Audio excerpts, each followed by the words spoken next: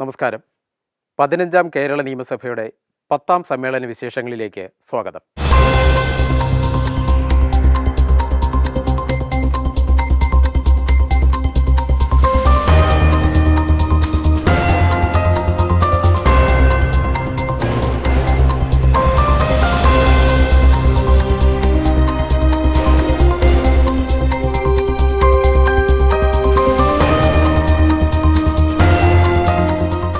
പത്താം സമ്മേളനത്തിൻ്റെ 5ാം ദിവസമായ ഇന്ന് നിയമനിർമ്മാണം അടക്കമുള്ള കാര്യങ്ങളാണ് സഭ പരിഗണിച്ചത്.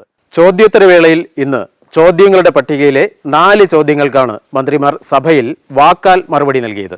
വിഴിഞ്ഞം നാവായിക്കുളം ഔട്ടർ റിംഗ് റോഡ് പദ്ധതി, സംസ്ഥാന സ്കൂൾ കലോത്സവം, പട്ടയ പ്രശ്നങ്ങൾ പരിഹരിക്കാൻ പ്രത്യേക കർമ്മ പദ്ധതി, കാലാവസ്ഥാ വ്യതിയാനത്തെ അതിജീവിക്കുന്ന റോഡുകൾ നിർമ്മിക്കുവാൻ നടപടി എന്നിവ സംബന്ധിച്ച അംഗങ്ങളുടെ ചോദ്യങ്ങൾക്കാണ് ബന്ധപ്പെട്ട മന്ത്രിമാർ ഇന്ന് മറുപടി പറഞ്ഞത്.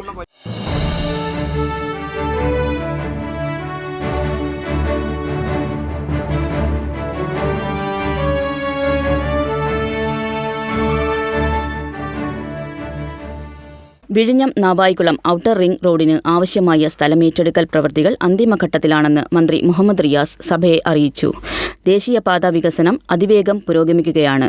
കാസർഗോഡ് മുതൽ തിരുവനന്തപുരം വരെയുള്ള ദേശീയപാത 66ന്റെ വികസനം 2025 പൂർത്തീകരിക്കുമെന്ന് മന്ത്രി മുഹമ്മദ് റിയാസ് അറിയിച്ചു. മലയാളിയുടെ ചിരകാല സ്വപ്നമായ ദേശീയപാത 66 കാസർഗോഡ് മുതൽ തിരുവനന്തപുരം വരെ 45 മീറ്റർ NHAIയുമായി ചേർന്ന് നിന്നുകൊണ്ട് ഒരു സംസ്ഥാന സർക്കാരിന്റെ നിശ്ചയദാർഢ്യത്തോടു കൂടിയുള്ള ഇടപെടലിന്റെ ഭാഗമായി 2025 പൂർത്തീകരിക്കാനാകുമെന്നുള്ള സന്തോഷ വിവരം ഈ സഭയെ അറിയിക്കാൻ ഞാൻ ആഗ്രഹിക്കുന്നു. സ്കൂൾ കലോത്സവ നടത്തിപ്പിനായി സർക്കാർ അനുവദിച്ച തുക ഉടൻ നൽകുമെന്ന് ചോദ്യോത്തരവേളയിൽ മന്ത്രി ബി ശിവൻകുട്ടിക്കു വേണ്ടി മറുപടി പറഞ്ഞ മന്ത്രി കെ രാധാകൃഷ്ണൻ അറിയിച്ചു. വിധികർത്താക്കളെ നിശ്ചയിക്കുന്നതിലെ പരാതികൾ കലോത്സവ മാനുവൽ പരിഷ്കരിക്കുമ്പോൾ പരിഹരിക്കും. സ്കൂൾ കലോത്സവത്തിലെ അപ്പീലുകൾ നിയന്ത്രിക്കുന്ന കാര്യം പരിഗണിക്കുമെന്നും മന്ത്രി അറിയിച്ചു. കലോത്സവത്തിൽ പങ്കെടുത്ത് വിജയിക്കുന്ന കുട്ടികൾക്ക് പ്രോത്സാഹനമായിട്ടുള്ള കാര്യങ്ങൾ ചെയ്യുന്നതിനെ കുറിച്ചാണ്. ഇപ്പോൾ തന്നെ ഗ്രേസ് മാർക്ക് കൊടുക്കാനുള്ള എല്ലാ സംവിധാനങ്ങളുണ്ട്. മറ്റ് കാര്യങ്ങളെക്കുറിച്ച് വിദ്യാഭ്യാസ വകുപ്പ് ഇതിൻ്റെ മാനുവൽ പരിഷ്കരിക്കുന്നതിനെക്കുറിച്ച് പറഞ്ഞിട്ടുണ്ട്. അത്തരം സന്ദർഭങ്ങളിൽ അത് പരിശോധിക്കും. കഴിഞ്ഞ 2.5 വർഷക്കാലത്തിനിടെ 1.5 ലക്ഷം പട്ടയങ്ങൾ ഈ സർക്കാർ നൽകിക്കഴിഞ്ഞതായി മന്ത്രി കെ രാജൻ സഭയെ അറിയിച്ചു.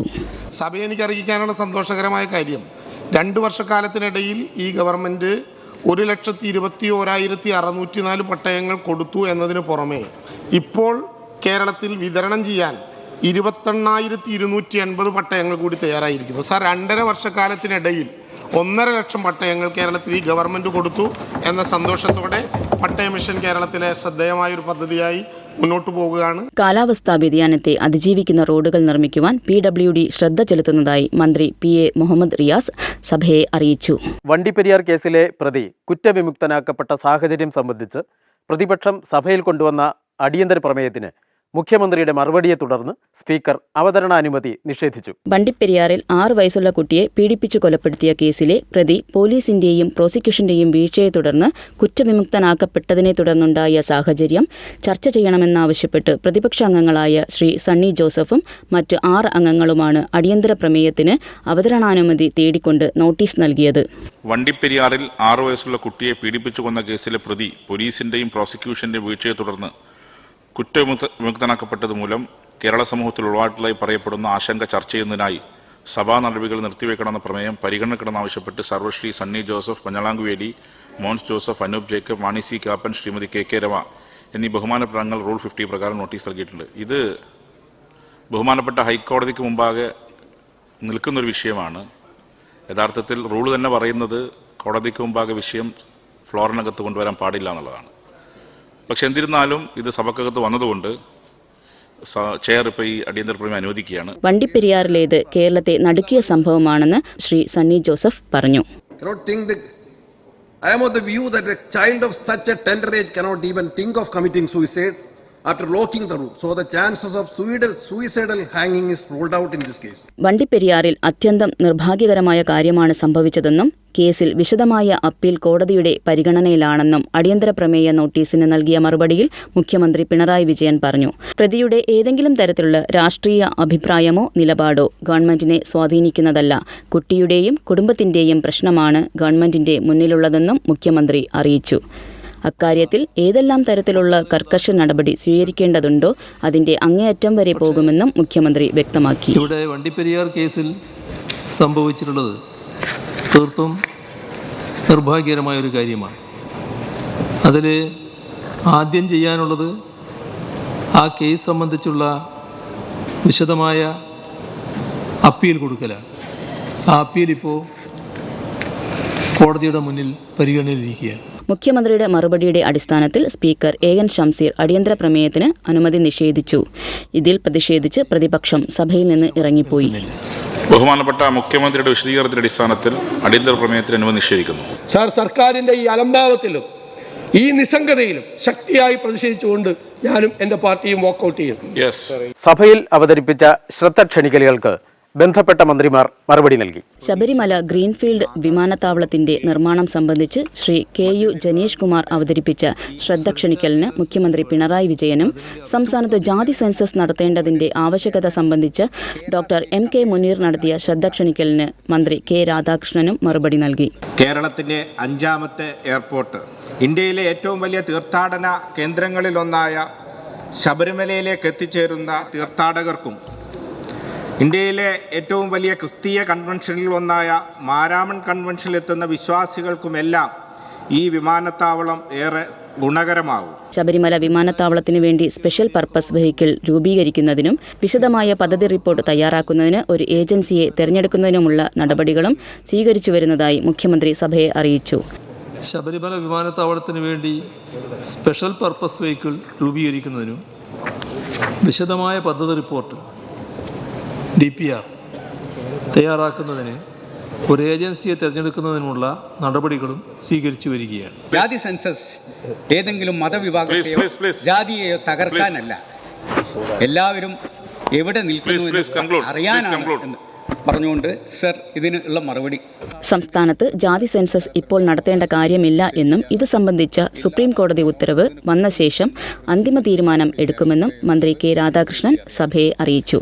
എല്ലാ ജനവിഭാഗത്തിൻ്റെയും അവകാശങ്ങൾ സംരക്ഷിക്കാൻ വേണ്ടി ഏതറ്റം വരെ പോകാൻ വേണ്ടി കഴിയുന്ന ഒരു ഗവൺമെൻറ്റാണ് എന്നുള്ളത് കൊണ്ട് തന്നെ ഇക്കാര്യത്തിൽ സമവായം ഉണ്ടാക്കിയതിന് ശേഷം അല്ലെങ്കിൽ സുപ്രീം കോടതിയിൽ വിധി വന്നതിന് ശേഷം ആ കാര്യത്തിൽ തീരുമാനമെടുക്കുക. ആകെ 10 സബ്മിഷനുകൾക്കാണ് സഭയിൽ ഇന്ന് മറുപടി നൽകിയത്. മഞ്ചേശ്വരം താലൂക്കിലെ പയ്യോളികയിൽ ബായിക്കട്ടയിൽ പുതിയ പോലീസ് സ്റ്റേഷൻ തുടങ്ങണമെന്ന് ആവശ്യപ്പെട്ടുകൊണ്ടാണ് ഈ സബ്മിഷൻ. പയ്യോളികെ പോലീസ് സ്റ്റേഷൻ സ്ഥാപിക്കുന്നതിന് സർക്കാർ നിർദ്ദേശപ്രകാരമുള്ള ശുപാർശ സംസ്ഥാന പോലീസ് മേധാവി സമർപ്പിച്ചിട്ടുണ്ട്.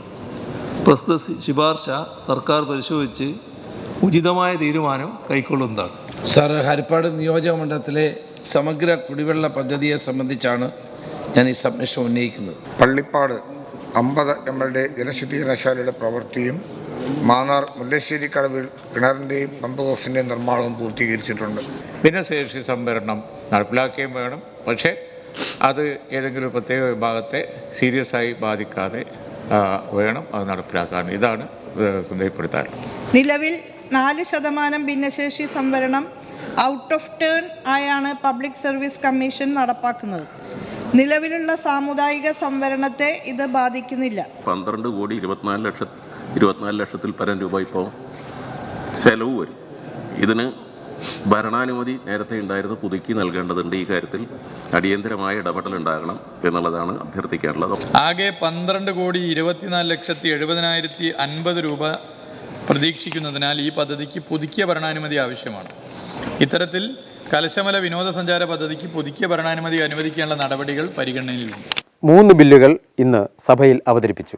2024 കേരള മുനിസിപ്പാലിറ്റി ഭേദഗതി ബിൽ, 2024 കേരള പഞ്ചായത്ത് രാജ് ഭേദഗതി ബിൽ എന്നിവ മന്ത്രി MP രാജേഷും 2024 കേരള സംസ്ഥാന ചരക്ക് സേവന നികുതി ഭേദഗതി ബിൽ മന്ത്രി KN ബാലഗോപാലുമാണ് അവതരിപ്പിച്ചത്. ഈ ബില്ലുകൾ സബ്ജക്ട് കമ്മിറ്റിക്ക് അയക്കണമെന്ന പ്രമേയങ്ങൾ ചർച്ചയ്ക്ക് ശേഷം സഭ അംഗീകരിക്കുകയും ബില്ലുകൾ ബന്ധപ്പെട്ട സബ്ജക്ട് കമ്മിറ്റികളുടെ പരിഗണനയ്ക്ക് അയക്കുകയും ചെയ്തു. 2024 കേരള മുനിസിപ്പാലിറ്റി ഭേദഗതി ബില്ലും 2024 കേരള പഞ്ചായത്ത് രാജ് ഭേദഗതി ബില്ലും ഞാൻ അവതരിപ്പിക്കുന്നു. സർ, 2024 കേരള സംസ്ഥാന ചരക്ക് സേവന നികുതി ഭേദഗതി ബിൽ ഞാൻ അവതരിപ്പിക്കുന്നു. ഈ ബില്ലുകൾ സബ്ജക്ട് കമ്മിറ്റിക്ക് അയക്കണമെന്ന പ്രമേയങ്ങൾ ചർച്ചയ്ക്ക് ശേഷം സഭ അംഗീകരിക്കുകയും ബില്ലുകൾ ബന്ധപ്പെട്ട സബ്ജക്ട് കമ്മിറ്റിയുടെ പരിഗണനയ്ക്ക് അയക്കുകയും ചെയ്തു.